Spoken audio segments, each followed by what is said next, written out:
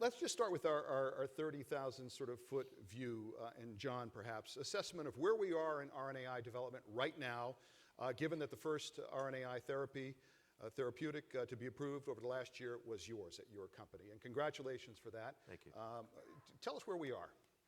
Well, I mean, we're at the beginning of the beginning. I mean, we have been through a long journey, 17 years to bring the first RNAi therapeutic to the market. A lot of hard work, figuring out the technical hurdles and the challenges and so forth. And we had our first approval last year.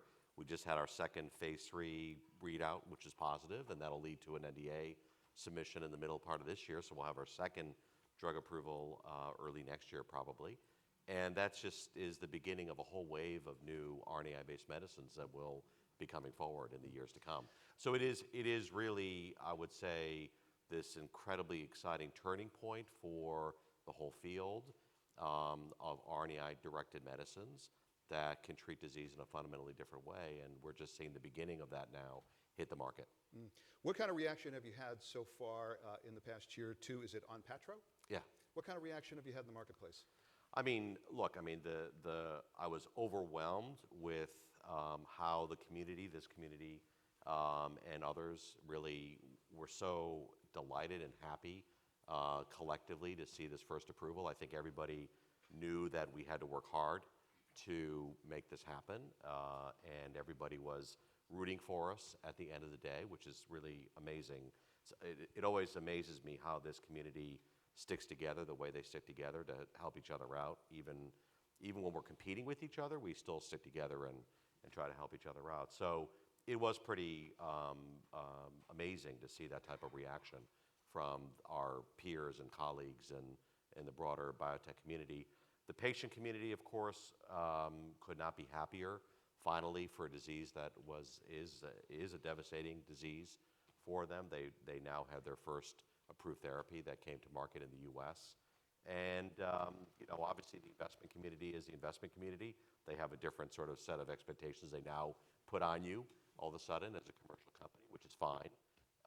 But I think the reaction was great. Yeah.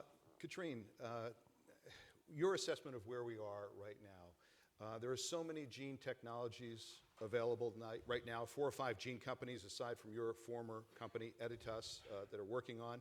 Are we pointing in sort of any one direction yet when it comes to gene editing? I think we're pointing in every direction.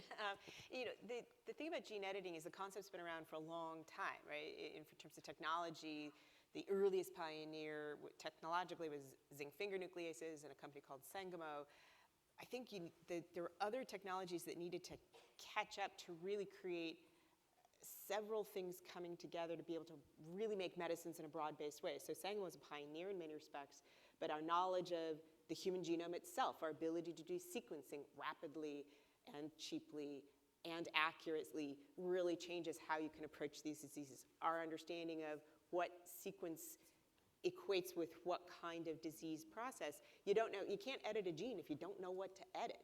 So I think there's all these different streams of technological progress in addition to having a really powerful editing technology, especially with CRISPR-based gene editing more recently, that collectively has unleashed this vast potential we're seeing. It seems like every week you're reading about a new company. In addition, then I think you're seeing an intersection not only of gene therapy and gene editing technologies, but also cell therapy approaches, which again have been around. Cell therapy is an age-old, decades-old idea, but it needed a critical mass of a number of these different technologies to be able to put them all together to make the kinds of medicines that everybody had always envisioned, these smart cells that can go in and be a living medicine within the body.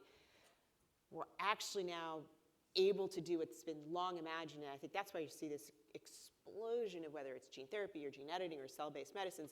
The categories, frankly, are blurry even if people are in the field, and I'm not sure the category is even wholly relevant because it's really about what pieces can you put together to make a medicine that could do with something that's never been done before. And I think that's essential that we're not just trying to address a disease that's already been addressed. It's diseases that have had no medicines whatsoever or you're really taking at sort of an order of magnitude level of response for patients. When you talk about putting pieces together, which pieces are you most excited about as you look forward? We're talking about gene editing and cell therapy. Which pieces coming together, are you most excited about? Well, I think if you look at where does everybody start, it's where it's most technologically practical, right? So from a gene editing perspective, you're starting with delivery being a big hurdle. It's very much like the early days. I mean, John's like, oh yes, I remember. Yes.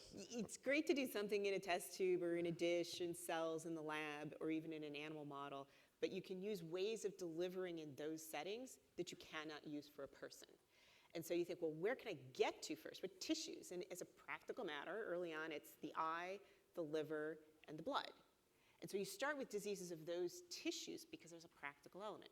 But as one gains some technological progress and success in those, then that gives you a base to build on to go to further and further tissues, which allows you to encompass more diseases. So I think the arc of where we'll see gene editing, probably gene therapy go, is more tissues as we figure out how to get there, having figured out some of the early technical challenges in these lower hanging fruit tissues. I want to jump in on this point a little bit because I think there's a really important point that Katrina's making here, which is, you know, we are seeing this very interesting convergence around all these technologies with each other in a way to either create a cell-based therapy, a RNA-based therapy, a DNA-based therapy, a viral-driven therapy. There's a continuum of delivery, you know, challenges that are common to all of them. No matter which one you pick, there's a delivery component. And we're seeing now how all the learnings from the past are converging in a very remarkable way. And I think what's really, really important here is, of course, all of these represent the future frontiers of medicine. We're no longer dealing with, you know, small molecule drugs, the oral pills that we take every day, or biologics, you know, antibodies in particular. We're dealing with a group of medicines that together are, you know, really much more advanced medicines, much more DNA, RNA, cell-based directed medicines that we've seen remarkable data from these medicines. When you look at the clinical results from these approaches, they are rather astounding. You know, whether it's the study results from our phase 3 study back last year, and then others that have come out, we're seeing very dramatic data in the treatment of human disease. You mentioned delivery. One of the challenges with RNAi has always been delivery. Where are we now in that challenge, in that fight? Yeah, I mean, we have, as Katrina said, we've solved it for the liver. You know, we have a very robust set of solutions to target any gene expressed in the liver. That's happens to be a really good thing because the liver is the protein factory of the human body, and many disease genes are made in the liver. We've now recently conquered targeting in the CNS and the eye. That gives us an amazingly important opportunity to go after some of the diseases that Jeremy just talked about in the CNS, Alzheimer's, for example, amongst others. And so we're really beginning to crack open tissue by tissue across the body with delivery solutions that allow us to deliver these RNA-based medicines to different cells in the body. We haven't yet conquered tumors and cancer. That's an area that I would love to see if we can find solutions for in the future. We're not there yet. So there's still technology hurdles that we have to cross, which is a good thing because we can obviously apply our innovation continuously to make those solutions happen. But we've already done quite well, and we've already obviously opened up the door for many therapies in many areas. Mentioned CRISPR technology earlier. It has the potential to revolutionize medicine. The first human trials are underway involving Vertex and CRISPR Therapeutics, a Swiss company operating in Cambridge. Where are we now in this technology? Because this is one I know that you're interested in, Katrine, and how close are we into developing a marketable therapeutic using CRISPR technology? Yeah, this is a question we all love to get as you take that first step into the clinic. It's like, all right, when's it going to be approved? The answer is going to be different for every program. In that, it really depends on then what's the disease, how long do you have to do the clinical trials, and what will the sometimes it's shorter, sometimes it's longer.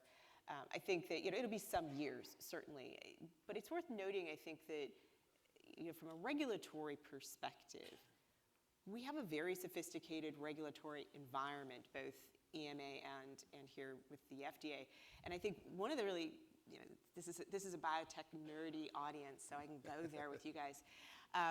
All of these kinds of therapies, so not what John's working on, but all these cell therapies, gene therapies, and gene editing medicines go to the same place in the FDA, right? This Office of Tissue and Advanced Therapies, or OTAT. Why do I mention that? I think it's important because with a lot of other approaches, you go to a part of the agency that's organized by disease area. That's their kind of centralizing, organizing principle. Here it's more of a technological organizing principle, and I think what's helpful is regulators, the people within the agency, can cross-pollinate their technical learnings quickly. And with all these brand new technologies, they can much more easily stay right at that edge because they're seeing everything within that one office. And it helps them ensure that if there are safety issues emerging in one place, they can make sure they're checking for that in other applications. But also they can really know at the cutting edges, each application raising the bar for everybody, which is great, as it should be. So I do think that way the FDA is organized ultimately is rather helpful, and they're very sharp. They know exactly where the cutting edge of the technology is. All right, Dr. Levin mentioned earlier that last year was a big year at the FDA in terms of approvals. Scott Gottlieb, the FDA administrator, left. What's your take on that? What impact's that going to have? I think everybody would agree he's been a fantastic leader of the commission, and not only because of his personal expertise, obviously that's critical, but I think the way he built relationships, particularly into Capitol Hill and into the broader administration, to do the job well and to represent the agency, because a strong FDA is in everybody's interest long term, and I think he did a great job at that. I mean, you know him. I would just say, look, I mean, I think we're going to miss Scott. He was a terrific commissioner, but let's not forget that the modernization of the FDA has been going on for years before Scott. We had Fedara and Fidesia rather. We had 21st Century Cures. It really began under Peggy Hamburg's leadership at the FDA, where we saw sweeping change in terms of the regulatory process, breakthrough therapy designation, these type of innovations happened well before Scott. Scott was an amazing commissioner who brought a lot of those tools together to really help innovation in a remarkable way. But I'm encouraged by the fact that this is not a Scott thing. This is a broader element within the FDA, and I think Sharpless, the new commissioner, will be a terrific leader as well. So you don't think this leads us into a period of uncertainty about how the FDA is going to act in the next near term 1 to 2 years? Not at all. I really don't. I think that we've got such a strong foundation of regulatory science within the FDA, some amazing people that are there at the agency that go way beyond Scott's tenure. So I have no concern around that. Some of these technologies are so new, it's hard to think how the FDA itself can keep up with them. Do you think they're doing that? I do, and I actually think, from their perspective, it's exciting for them too. I mean, they have a very important care of the public trust and health, but they're also very motivated to see new medicines get to patients, and they're always seeking to find that balance. And this is the world they live in. Every single application they receive has something new about it, some more than others, but this is the world they live in all the time. And they have high standards, as they should, but it's up to us as sponsors to come to the FDA with thorough, rigorous, complete data packages, but that dialogue with the agency can also be how you're able to pressure test your own thinking. Did we think of everything?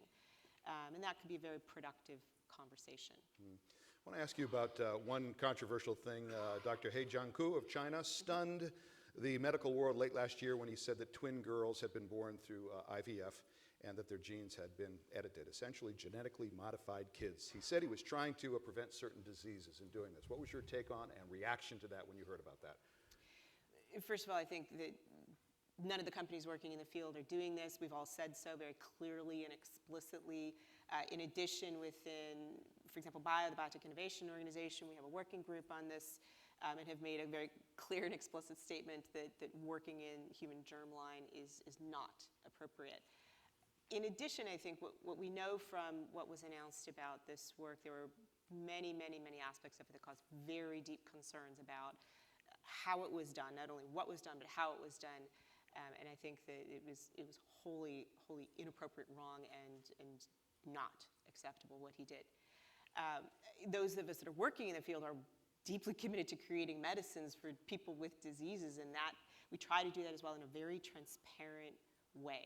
And we very much invite dialogue, not only with regulators, but public policymakers, public in general, patient groups, et cetera. I think that's an essential part of being in this field is very transparent engagement. And from, frankly, the beginning of working at Editas, I realized that was part of being in this field, even more so than any other technological modality, because the rules are very clear for small molecules or for antibodies. People aren't so worried about that.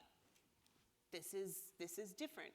And so we spent a lot of time talking with people and, frankly, a lot of time listening. It's equally important to do. Always. And found, one, it's important for us to say three things. And they're going to sound simple, but one, can we be a resource? Can we help? We live this world every day. We know a lot. We can connect you with other people if you're worried we have an agenda, but can we help? Can we be a resource? Number two, we're not editing the germline, and we're not going to. Number three, the third one's kind of interesting. We respect the FDA. We're not taking any shortcuts, and they do have the expertise, and they do have the legislative authority to do what they need to do. And frankly, those three things, once you've said those three things, first of all, people's fears calm down. But then, you also, then you can have conversation, well, what can you do? And I think that's where people really want to go. But these fears get stoked by lots of things.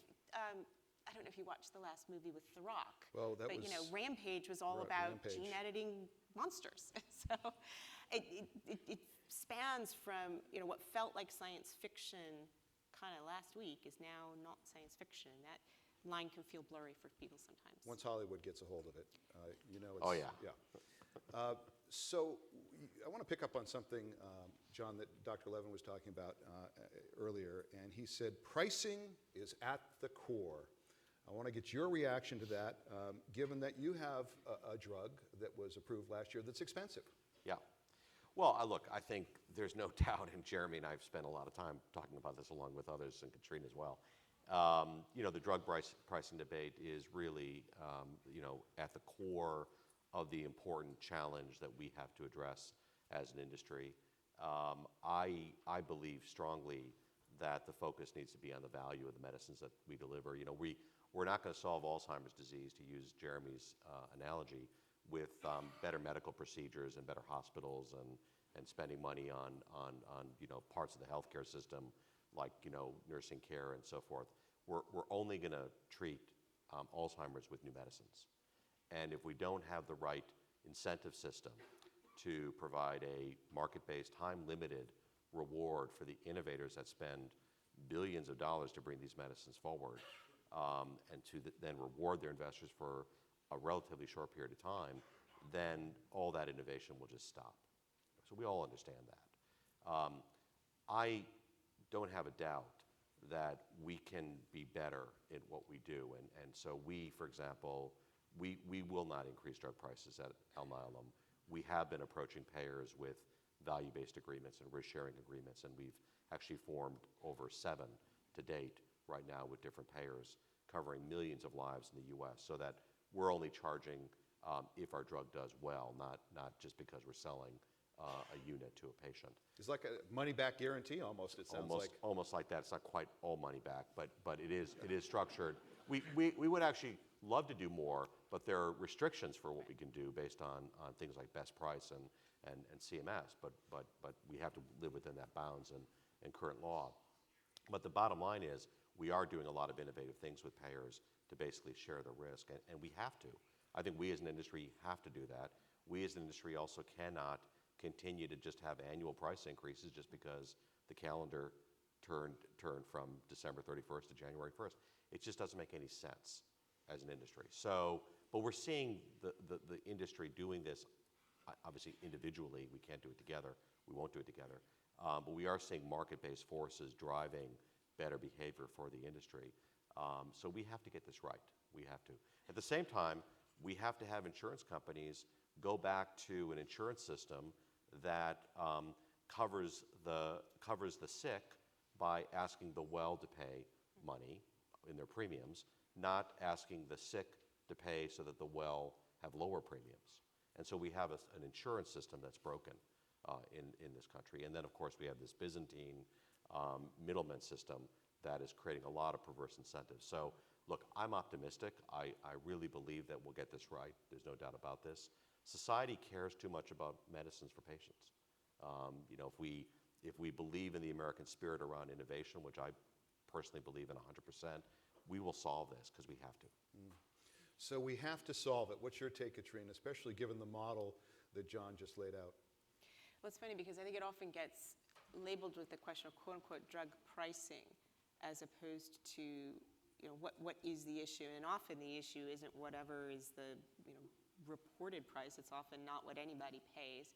It's often, you know, different people pay different prices. And so I think that even calling it quote-unquote drug pricing actually misses what the core fundamental issue is, which is how do we make sure patients get access to medicines? And, you know, what proportion of the value of the medicine do they personally have to pay out of their pocket as compared to, you know, other medical procedures is often something that doesn't make a lot of sense. So I think if we can focus on the patient, can the patient get access, and what is the economic demand for that patient, and can it work for, you know, the example that Jeremy gave, the person who has an average income can't afford $400 a month for whatever the medicine be it insulin or something else. And so how do we help that person access their medicines? If we start there, the rest of these questions become much easier to line up. All right, I want to take your questions in just a moment, but a quick thought about the future before we do that. Yeah. Where do you see RNAi technology going in the next 1 to 3 years? And are you still optimistic, the second part of this question, as you were 5 years ago about RNAi technologies?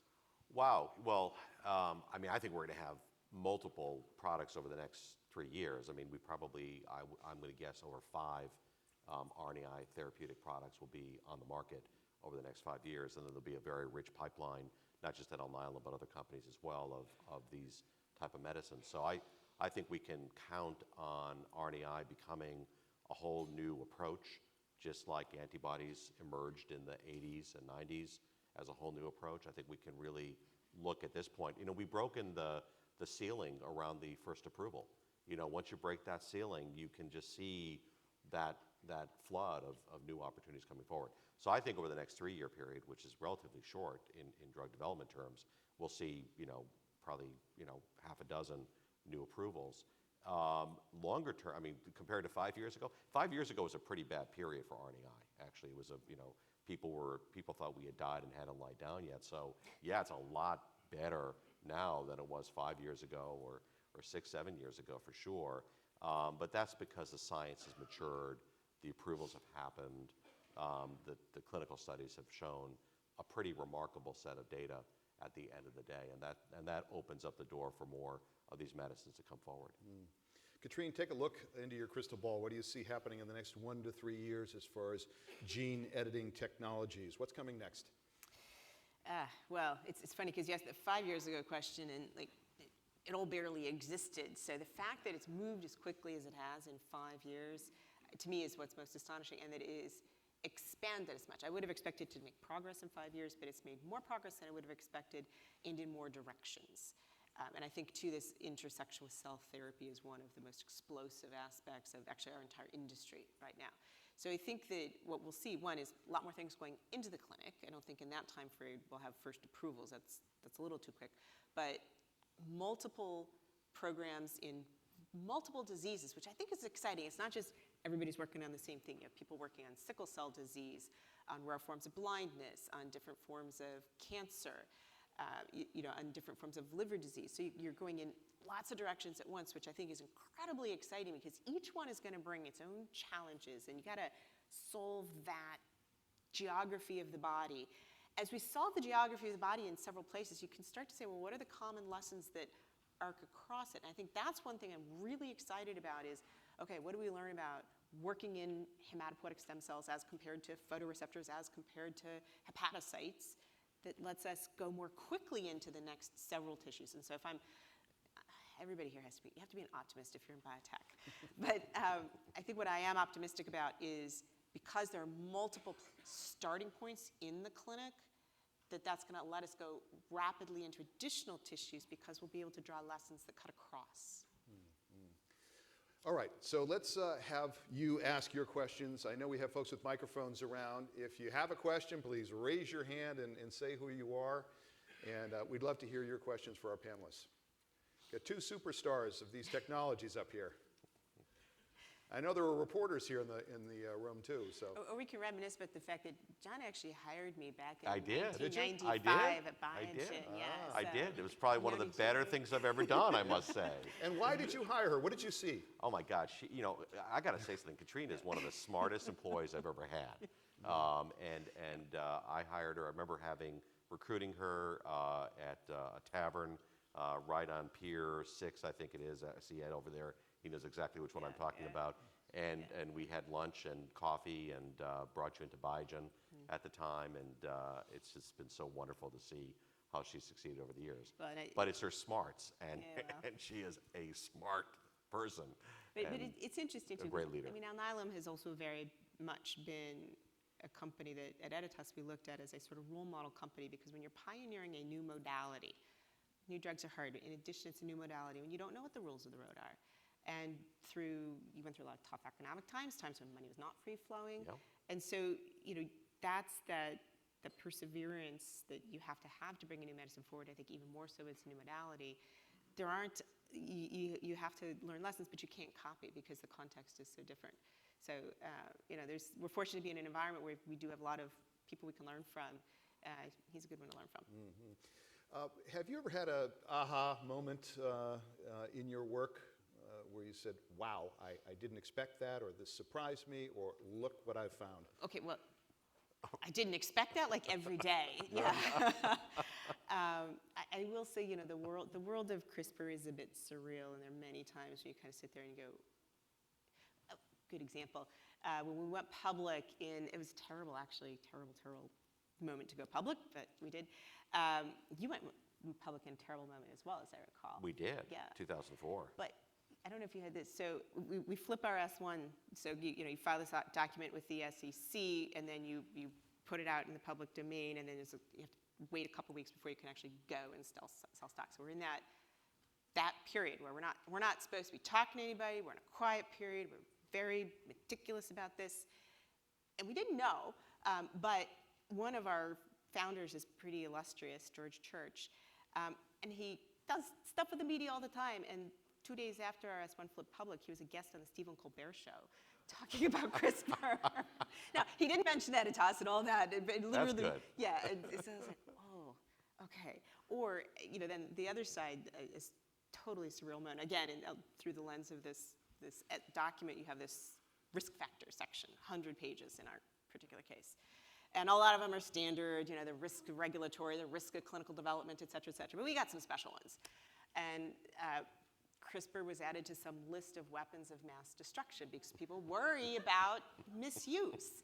Who listed it on the list? There's some government agency that keeps a list. Right. I don't really, All right. And so I called my attorney, Rosemary Riley. I'm like, okay, Rosemary, do we need to add this to our risk factors? She's like, it might be a good idea. I said, Rosemary, you're very experienced attorney in biotech. You've written a lot of risk factors. Have you written one of these before? She's like, no, that one's a first. So CRISPR has this additional surreal layer. And again, it's ultimately, I think it is because the technology is powerful, but also because it can be used in so many ways. We think about making medicines, but you can use it in agriculture. You can use it in gene drives, which is totally other really mind-blowing, really exciting aspect. Discovery, and it changes the way you think about biology. So it runs rampant through all kinds of different fields, not just making medicines. And within making medicines, it raises profound, important, fundamental ethical questions of what does it mean to be a human being? We have a responsibility to engage in those conversations. So every day would be the answer to your question. Well, that's good. So are we responding or participating in that conversation, the one you mentioned at the end, the ethical one, in a responsible way right now in the United States, do you feel? Yeah. Do you want to? I think we are. I'm not surprised that we had that happen. I don't know if you are. I'm not surprised by that. I think it was just a matter of time. It's a technology that, frankly, is almost too easy in some ways, and so Too it's not, easy? Yeah, gene editing in some ways. In the way it was done, there's a facile nature of that technology that allows it to be democratized in a way that enabled this to happen. And so unfortunately, it is not a surprise that this happened. I think that the broader scientific community globally has responded to this. There's a WHO commission that is looking at this and trying to find ways to make sure it doesn't happen again.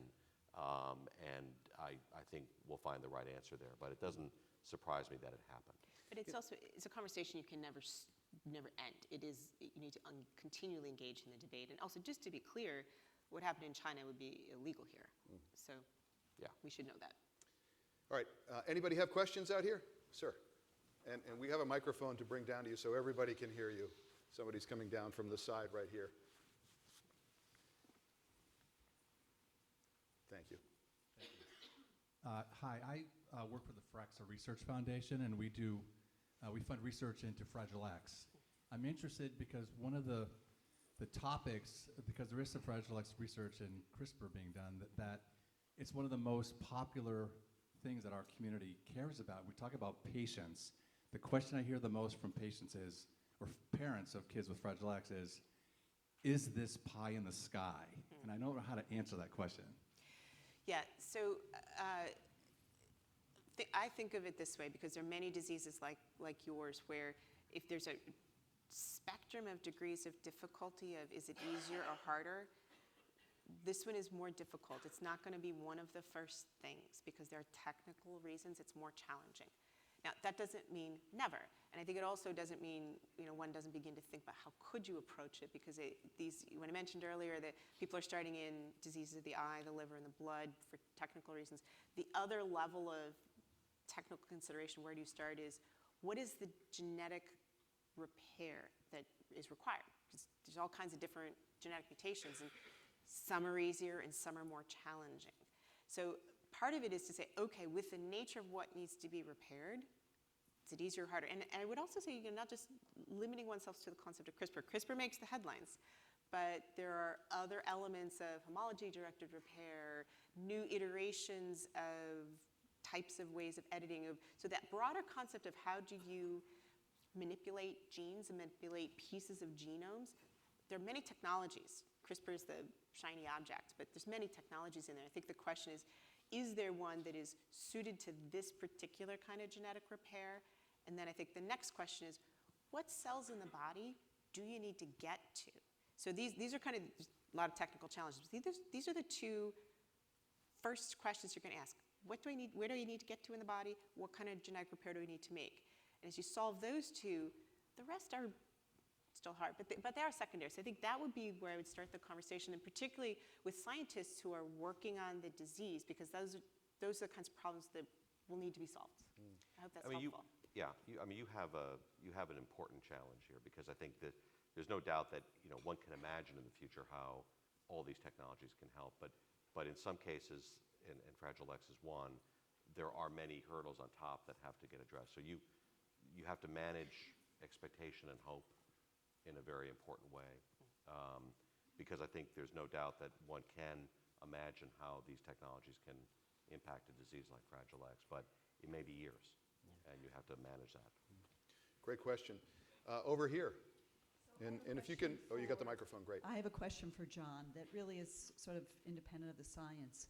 But as someone who's watched Alnylam for the many years that you've been here in Cambridge, how have you managed to stay optimistic as a leader of an organization who's gone through so much ups and downs and valleys and finally achieved success after all these years? Thank you for that question.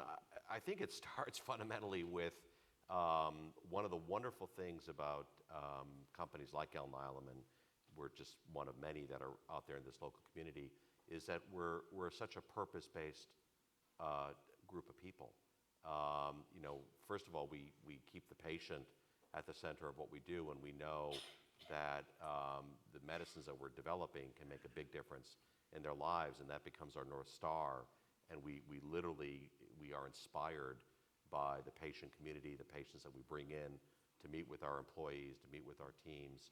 And then, of course, we're driven by the science. We're driven by how the science moves us forward and takes us a step forward every time. And even during our darkest moments, the moments of time in which all of you were reading in the media how bad it really must be at Alnylam and this, that, the other, actually our science was really working out pretty well. And we didn't lose faith during those times. Not over the last 17 years not once did we sit down as a management team, as a company, as a board, and say, let's change our strategy. Let's do something different. Let's cry surrender and just go do something different. Not once. Great question. Other questions? Yes, sir. Do you have the microphone? Yeah. Oh, he does, Sorry, over I here. need to We'll jump come to ahead you here. next. Go ahead. Jim Bowden, Status Research, formerly Millennium Biotherapeutics. Yeah. How are you? Wonderful to hear both of you. Almost a follow-up question. Status Research, you do phase 1 through 3 clinical trials, and things that we've been hearing from our clients and also hearing at these mass bio forums is getting patients involved earlier. So I don't know if, like, back when you were recruiting for clinical trials, if you actually brought advocacy groups like with Fragile X or other advocacy groups in to help you not only do your informed consent and really educate these people, but help you design the trial based on what the patients that are suffering from the diseases actually need. Yeah. Well, we do that all the time. Any program that we get started with, especially in the rare disease space, we will engage with the patient advocacy community very, very early. We'll also try to understand from patients themselves what their burden of disease is, not what the KOLs only say. The KOLs may say, well, this is a disease that's neurological in nature. I'll give you a good example in hereditary ATTR. If you look at the community of opinion leaders, they will describe the disease as one of a peripheral sensory neuropathy. But when you talk to patients, the number one complaint that the patients have is orthostatic hypotension, their autonomic disease. And so if you don't understand the differences between what the patient feels and needs to see in a medicine and what a KOL may use to help diagnose and understand progression of the disease, you may end up not including important elements in your clinical study. So as a result of that patient input, we had significant endpoints, not primary endpoints, but key secondary endpoints that were based on autonomic dysfunction and measurement of things like orthostatic hypertension. So very important, no doubt about it. Yeah, and I would add to that too, it's important to engage in Europe as well as the US. Yeah. There are going to be different organizations. Sometimes they're coordinated and sometimes they're not, depends on the field. But I think there are a lot of other ways to think about how can you engage with a patient group. You need to talk to them and listen as well first. For example, in a rare disease area, in the genetic diseases that cause blindness, Foundation Fighting Blindness has taken up an initiative to help patients get genotyped, because there's many different specific genetic mutations that can lead to different forms, and they are completely different diseases. And what treats one, unfortunately, can't help the other at all. And if there were more accurate and people who have one of these knew what their genotype was, that could help not only with recruitment, but obviously also then it helps better define the patient population. It helps you think about how do you connect with the patients who have your type, the type you're trying to help.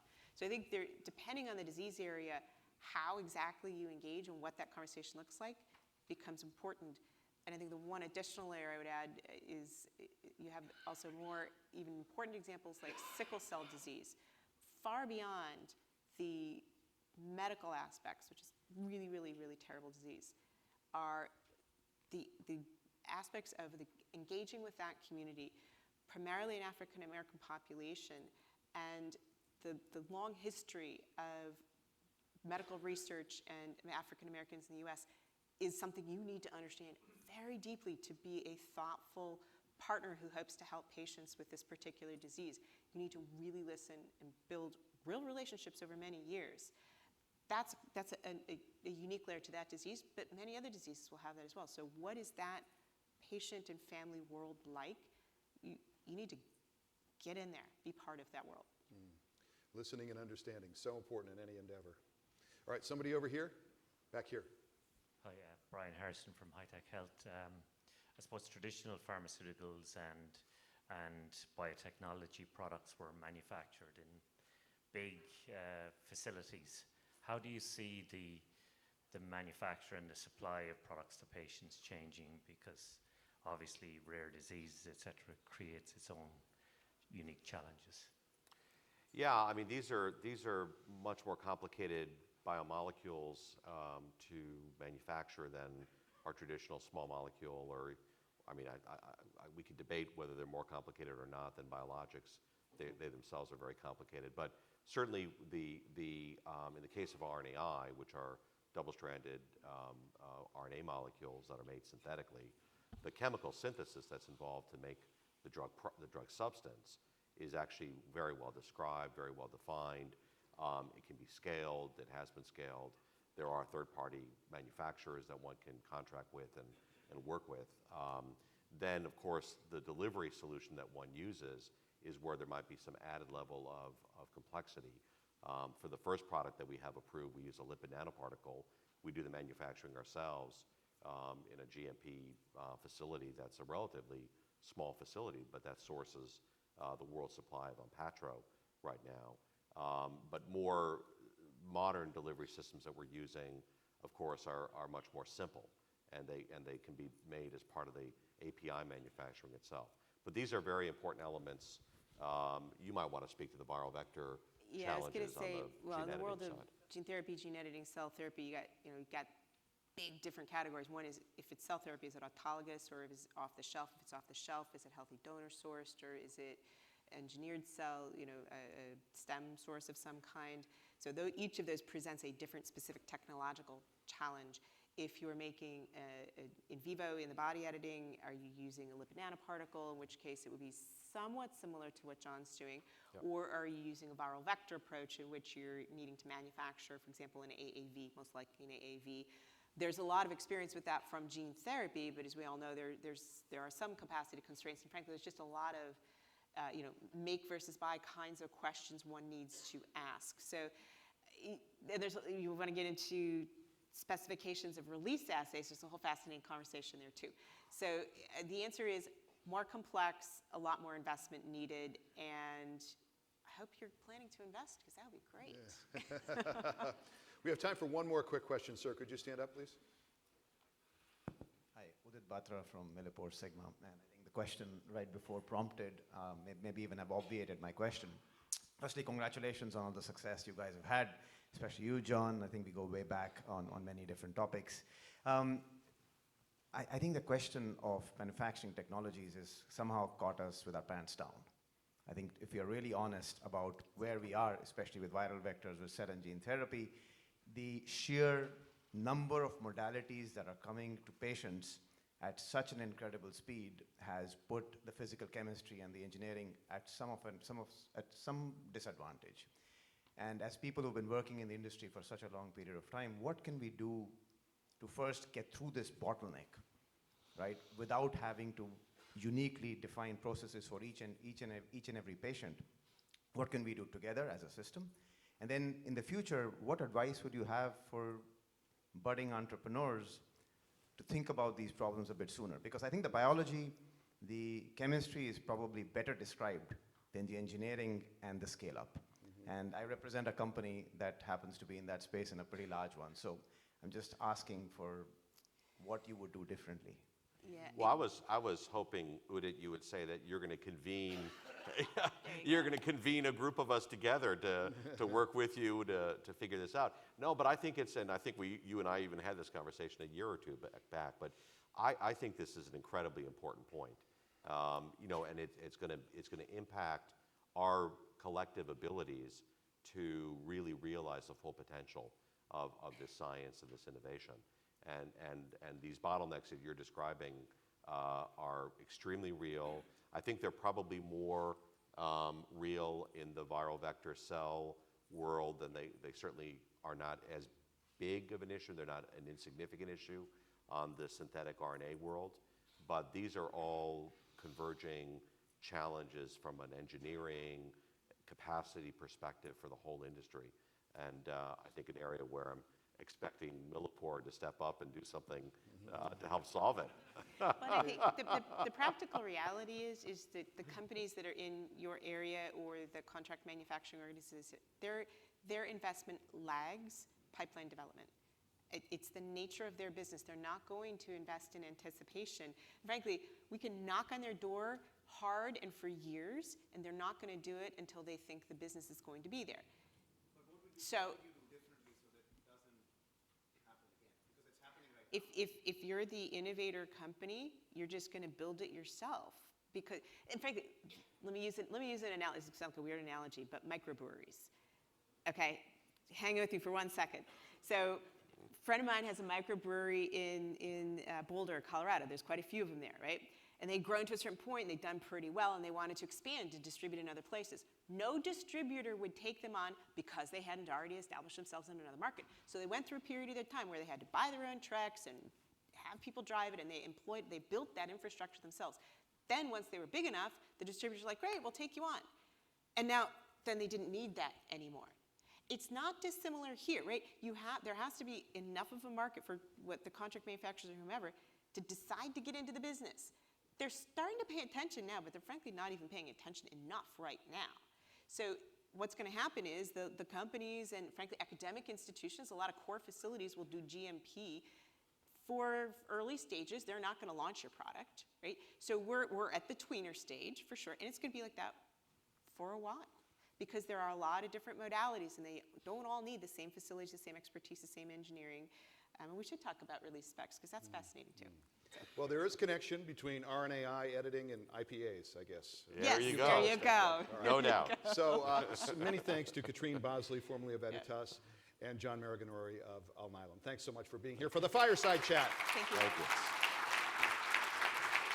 Thank you so much. Thank you. Thanks so much. Thank you.